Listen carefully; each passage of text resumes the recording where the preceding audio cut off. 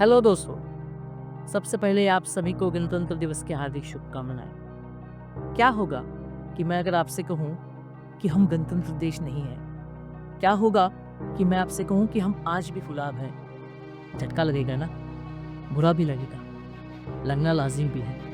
लेकिन देश के हालात आज खुद ऐसे हैं कि ये लगना लाजिम है, क्या हम सच में गणतंत्र हैं? Are we really republic? हमको इस बात पे गौर करने के लिए मजबूर करती हैं आज के हमारे देश के हालात।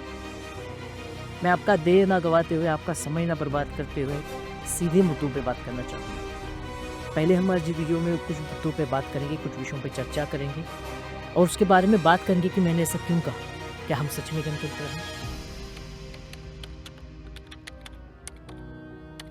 घटना एक घटना एक है यूपी के लालितपुर की। दिन है 4 मई 2022। एक किशोर लड़की जो पुलिस स्टेशन जाती है, पता है किस वजह से? आप मुझे बताइए, अगर आपके साथ कोई अघटित घटना होती है तो आप सबसे पहले क्या करेंगे? आप पुलिस के पास जाएंगे, क्योंकि हम पुलिस को मानते हैं हमारे रक्षक। ऐसा ही हुआ इस लड़की के साथ। 4 लड़कों ने मिलकर किया इसके साथ दुष्कर्म। जब 4 लोगों ने इसके साथ दुष्कर्म किया तो ये उम्मीद लेके गई पुलिस थाने कि वहाँ पे इसकी अर्जी की गुहार लगाई जाएगी, पर हुआ उल्टा। पाली थाना जो ललितपुर के अंडर आता है, वहाँ के यशो जो है तिलक राज, उनका नाम है यशो तिलक राज सरोज। इस बंदे ने क्या किया पता है? बयान लेने के बहाने से इसको बुलाया अपने कमरे में और इसके साथ दुष्कर्म किया। बताइए मुझे, कैसे कहूँ मैं अपने देश को एक गणतंत्र जहाँ पे प्रजा की रक्षा की जाए? अगर रक्षक ही भक्षक बनने पे तुले हैं तो क्या ये घटना यह साबित नहीं करती कि हम गणतंत्र नहीं हैं? कैसे मानूं मैं अपने आप को गणतंत्र? घटना बस यही तक सीमित नहीं होती, बस यही पे पुलिस तक नहीं रुकती, और भी घटनाएं हैं। 2002 गुजरात की गोधरा कांड, ऐसी ये घटना होती है और एक महिला के साथ, जहां हम महिला सशक्तिकरण के बारे में बात कर रहे हैं, जहां हम वुमेन एम्पावरमेंट के बारे में बात कर रहे हैं और वहां पर ऐसी घटनाएं हो। बिल्किस बानो जिसका नाम था, बिल्किस बानो, हाँ वही बिल्किस बानो जिसमें एक दंगे के दौरान दुष्कर्म हुआ। एक दो नहीं बल्कि कई लोगों ने इसके साथ दुष्कर्म किया और बस दुष्कर्म तक ही नहीं रुके, इसके नवजात बच्चे को मार डाला, इसके परिवार के बाकी सदस्यों को मार डाला। 2002 की बात थी। पुलिस ने एफआईआर दर्ज नहीं की, लेकिन जब मीडिया पे से दबाव बना, बाहर के लोगों से, संस्थाओं से दबाव बना, तब जाके एफआईआर दर्ज की गई। मीडिया में ट्रायल चलता रहा, न्यायपालिका में ट्रायल चलता रहा। 2008 में इन अभियुक्तों को, इन आरोपियों को सजा हुई आजीवन कारावास की। 2008 में बात यहीं तक नहीं रुकी, न्याय यही नहीं मिला, सबको लगा कि न्याय मिल गया। 2022 आता है, गुजरात की सरकार इन्हीं लोगों को अच्छे आचरण के मुद्दे पर, अच्छे आचरण के विषय में रिहा कर देती है। क्या मुझे बताइए कि जो लोग एक महिला का बलात्कार करे, उसके नवजात बच्चे को मार दे, उसके परिवार को मार दे, क्या ऐसे लोग रिहाई के लायक हैं? न्यायपालिका ने हमको निराश करने में कोई कसर नहीं छोड़ी, ना न्यायपालिका ना सरकार। बात यहाँ तक नहीं रुकी, लोगों ने बाहर आके ही इन लोगों का सत्कार किया, हार डाल के। कई संस्थाएं ऐसी थी जिन्होंने इनके सत्कार समारोह आयोजित किए। बाद में सुप्रीम कोर्ट में जब बिल्किस बानो की, तो हाँ उसे थोड़ी सी राहत मिली, उनकी रिहाई वो कैंसिल हो गई। बात रेप तक सीमित नहीं है, रेप जैसे कई और केसेस हैं। अगर बात की जाए खून की, घटना नंबर 2 जिसका मैं अभी बात करने जाने वाला, ऐसी ही घटना जो एक अफवाह कैसे घर जा सकती है उसके बारे में बात करेंगे। घटना क्रमांक 2 की अगर मैं बात करना चाहूँ तो घटना क्रमांक 2 है फिर से उत्तर प्रदेश सबसे बड़ा प्रदेश, जहाँ पे हमारी सबसे ज़्यादा एमपी सीट्स हैं, जहाँ से हमारा पीएम तय होता है। उनकी सबसे ज़्यादा सीट्स तो उन्हीं के पास हैं।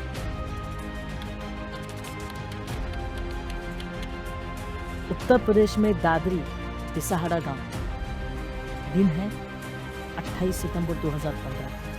इस गांव में एक अफवाह फैलती है, कि अखलाक होता है। अखलाक अतहर नाम के एक इंसान के घर में गोमांस रखा गया है। लोग जुट जाते हैं, घर पे धावा बोल देते हैं, हाथ में होती है लाठियाँ, लोहे के रॉड, और अगर अखलाक अतहर की बीवी की बात सुने तो कथित तौर से तलवार और तमच्चे भी पाए जाते हैं। अखलाक को पीटा जाता है, उसके बेटे दानिश को पीटा जाता है, इस हद तक पीटा जाता है कि अखलाक की मौत हो जाती है। दानिश गंभीर रूप से जख्मी हो जाता है। बस जख्मी नहीं होता बल्कि न्याय से भी दूर रहता है। कैसे? खाली एफआईआर दर्ज होने में और चार्जशीट दर्ज होने में 2 महीनों का समय लगता है। जब मीडिया से प्रेशर बनता है, जब अपोजिशन पार्टीज प्रेशर देती हैं, तब जाके दिसंबर 2015 में इनके ऊपर मुकदमा चलना शुरू हो जाता है। उसमें भी कभी बहुत सारे अभियुक्तों के नाम गायब होते हैं। 2015 से लेके 2018 तक, 2015 से लेके 2018 तक, या मानो 2021 तक न्याय से दूर रहते हैं। असली मजाक तो तब है, इसलिए मैंने कहा कि यह मजाक है कि हम गणतंत्र में हैं। असली मजाक तो यह है कि 2021 में इन लोगों पे ट्रायल शुरू होता है, और ट्रायल शुरू होने के बाद आज 2025, जब 10 साल बीत चुके हैं, तब तक इस केस का फैसला नहीं आता। और सबसे बड़ा मजाक तो यह है कि यूपी सरकार कोर्ट में यह याचिका डालती है कि इन लोगों को बरी कर दिया जाए, इन लोगों से चार्ज, इन लोगों से केस वापस ली जाए। क्या ये मजाक नहीं है कि ये खुद एक मॉब जब अपने हाथ में कानून लेके, जबकि वहाँ पे गोमांस होता भी नहीं है, बाद में वो पाया जाता है कि उसके घर में तो गोमांस था ही नहीं। क्या ऐसे में सच में ये सोचने वाली बात नहीं है कि हम गणतंत्र में हैं? तो क्या फ़र्क है वो अंग्रेज़ों के शासन में और आज के हमारे शासन में, जहाँ पे तब भी उपेक्षाएं थी, आज भी उपेक्षाएं हैं। घटनाएं यहाँ तक सीमित नहीं रहती। बात हो गई रेप की, बात हो गई मॉब लिंचिंग की, आते हैं बात करते हैं आज हमारे भ्रष्टाचार पे।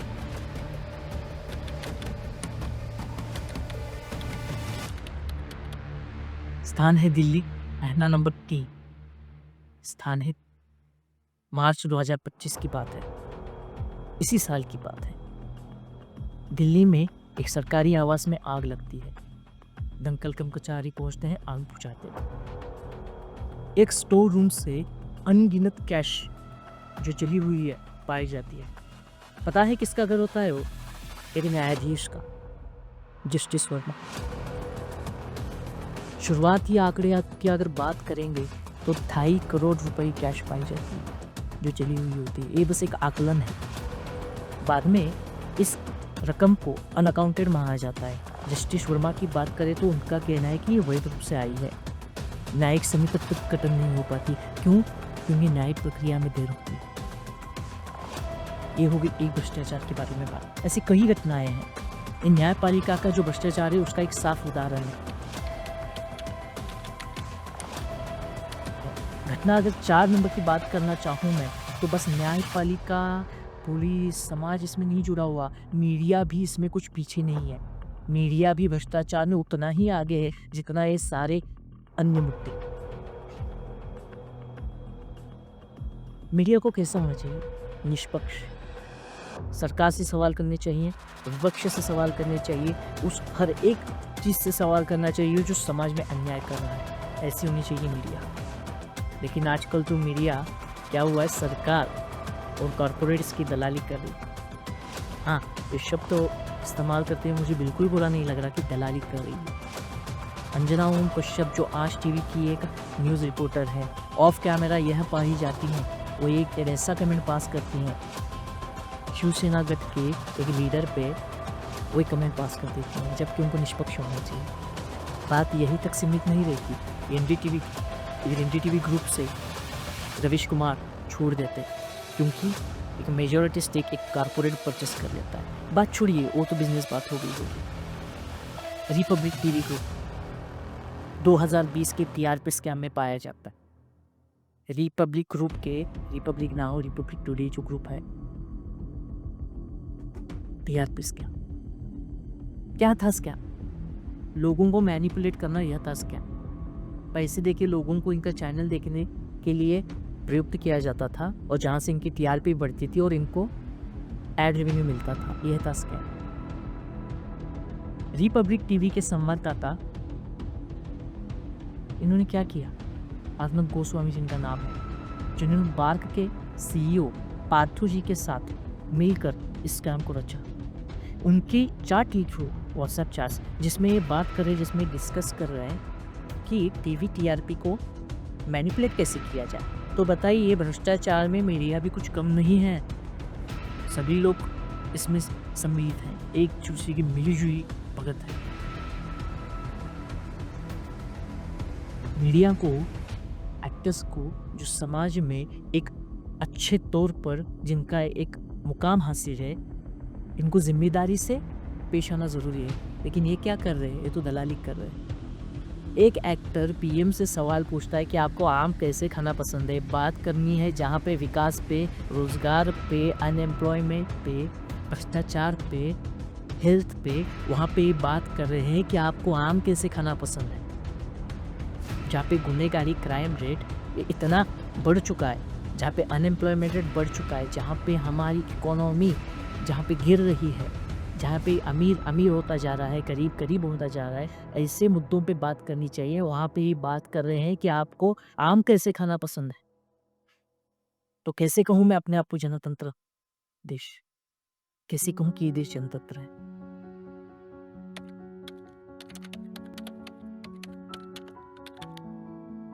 बात यहाँ तक सीमित नहीं रहती।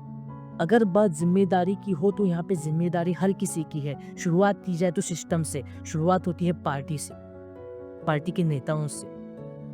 जिस कंपनी के अकाउंट्स 2014 तक 300 करोड़ के दरमियान थे और आज 2025 में जिनके बैंक बैलेंस 10,000 करोड़ से ऊपर है, जिनका खाली मुख्यालय 3,000 करोड़ से ऊपर का है, कैसे ना कहूँ मैं इस कंपनी, इस पार्टी को करप्ट। सरकार के नेता ही टिकट लेने के लिए भ्रष्टाचार और टिकट लेने के बाद भी भ्रष्टाचार करने लगे, कमीशन बेसिस पे काम करने लगे, तो कैसे ना कहूँ मैं कि यही जिम्मेदार है हमारी इस देश की हालत के लिए। जितने जिम्मेदार पार्टी है उतने जिम्मेदार इसके नेता है, उतना ही जिम्मेदार विपक्ष है, क्योंकि वो ठोस रूप से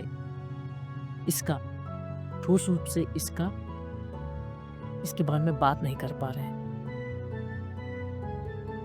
विपक्ष भी उतना ही इसमें कसूरवार है जितना कि पार्टी।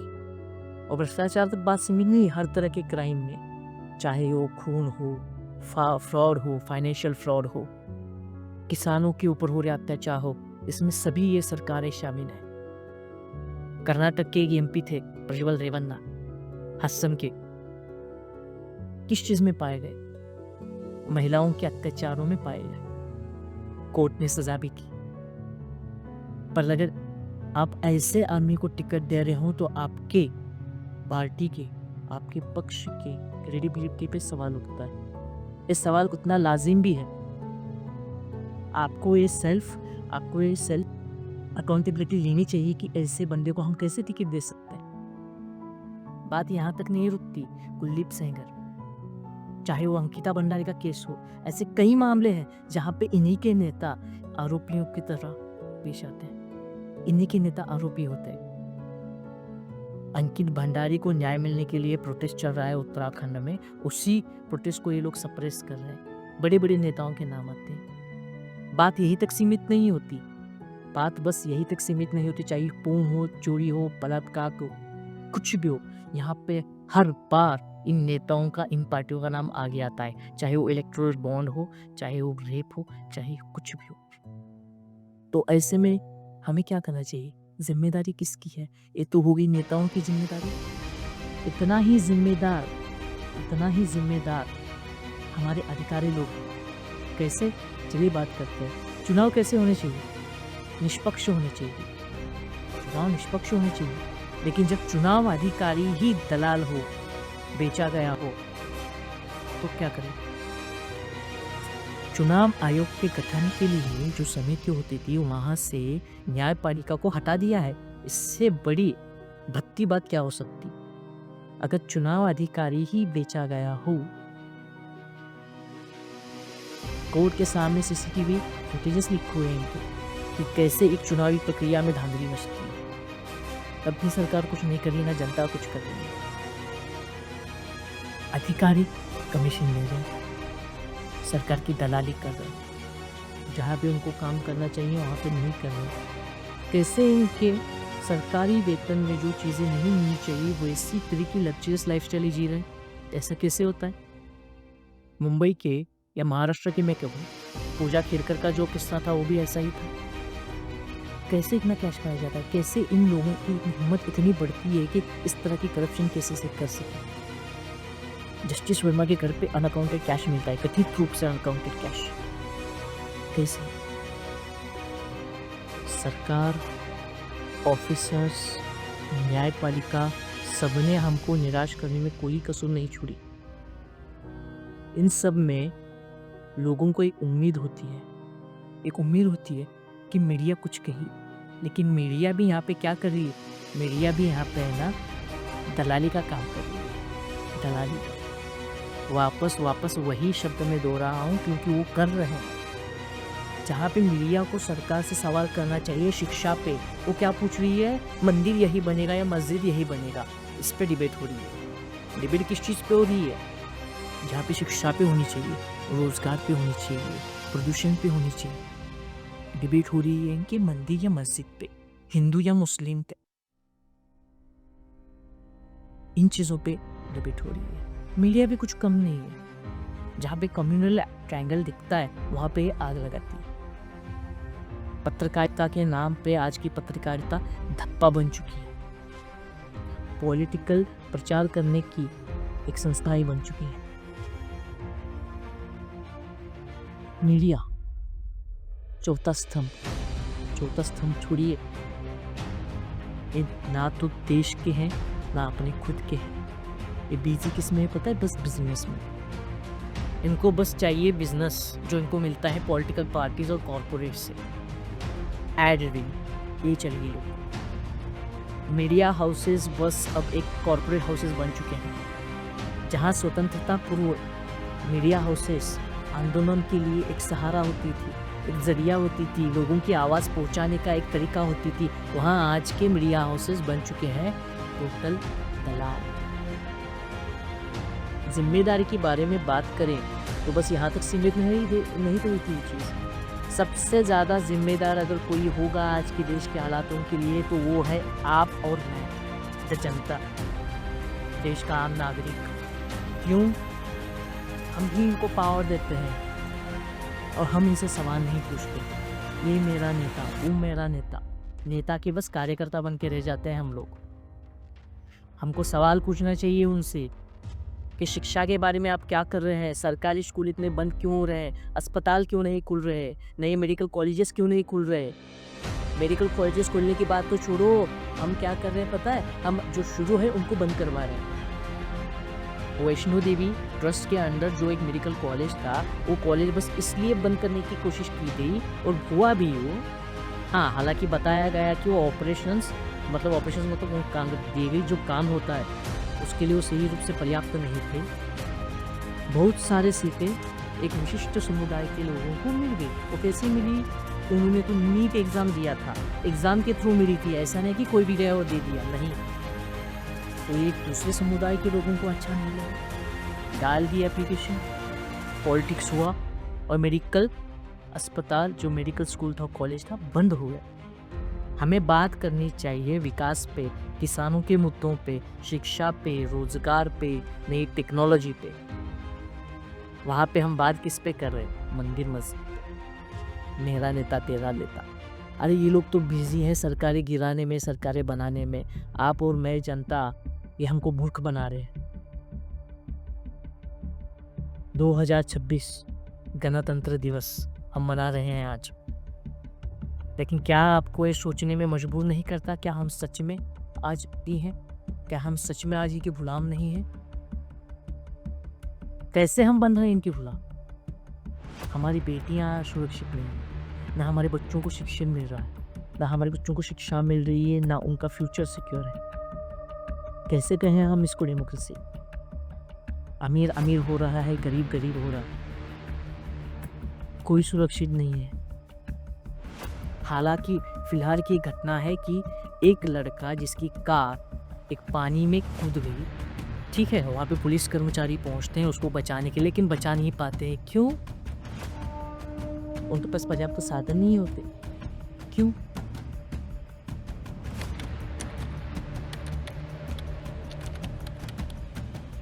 ऐसे कई मुद्दे हैं, कई केसेस हैं जिन पे बात हो सकती है। बात हो गई किस्सों की, घटनाओं की, बात हो गई जिम्मेदारियों की कि जिम्मेदार कौन है। लेकिन बात इस पे भी होनी चाहिए कि इसको सुधारा कैसे जा सकता है। इसकी जिम्मेदारी भी आपकी है और मेरी है। देश मेरा है, आप लोग मेरे हैं, सभी लोग हम एक दूसरे के भाई बहन हैं। तो देश को सुधारने की जिम्मेदारी भी हमारी ही होनी चाहिए। कैसे? सवाल कीजिए उन पार्टियों से जो आपके पास मत मांगने के लिए आए, जो आपको बोली कि हमको वोट दो, कि भैया शिक्षा के बारे में क्या कर रहे हो तुम, सुरक्षा के बारे में क्या कर रहे हो, रोजगार के बारे में क्या कर रहे हो, कैसे बढ़ाओगे रोजगार, कैसे दोगे शिक्षा, किसानों के लिए क्या कर रहे हो, जवानों के लिए क्या कर रहे हो। जहाँ पे नारा था जय जवान जय किसान, इसके लिए तुम क्या कर रहे हो, यह पूछना भी ज़रूरी है। सवाल करो। कोई चीज़ गलत हो रही है तो प्रोटेस्ट करो, तब तक प्रोटेस्ट करो जब तक ये सरकार तुम्हारी ना सुने। सरकार को भी सुनाओ, विपक्ष को भी सुनाओ। तुम मत दे रहे हो, तुम वोट दे रहे हो। जब कोई वोट देने के बाद पार्टी बस इसलिए चेंज कर रहा है कि उसको सत्ता में आना है, तब उससे सवाल पूछो हमने तुझे वोट क्यों दिया था, यही करने के लिए। आप जनता हो। से नो टू करप्शन। कैसे?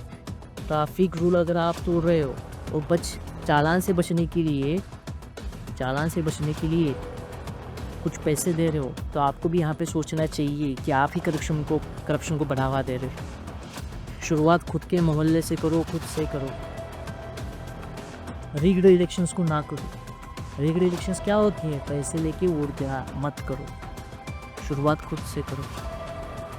सबसे इम्पोर्टेंट बात, डरो मत। किस चीज़ के लिए डरो मत? सवाल पूछने से डरो मत। सवाल पूछो, हर एक उस इंसान से सवाल पूछो जिससे बनना जायज़ है। सरकार हो, अधिकारी हो, न्यायपालिका हो, पुलिस सुरक्षाकर्मी हो, कोई भी हो, जायज़ सवाल पूछो। शिक्षा के बारे में बात करो। इंसान को इंसान की तरह देखो।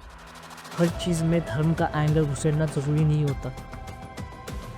उस चीज़ पे बात करो जिस पे होनी चाहिए।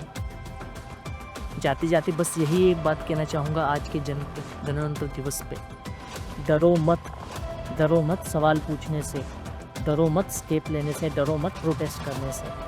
हमारी आने वाली नस्लें, आपकी आने वाली पीढ़ियाँ ये ना कहे कि आप बुज़दिल थे, उन्हें ये मौका ही मत दो। आने वाली नस्लों के सामने एक उदाहरण रखो कि अगर कोई चीज़ गलत होती है तो उसको सही कैसे करता है। और इसके लिए आपको कुछ अलग नहीं करना है। इसके लिए हमको हमारा संविधान यह ताकत देता है, तरीका भी देता है। संविधान। डरो मत। जय हिंद।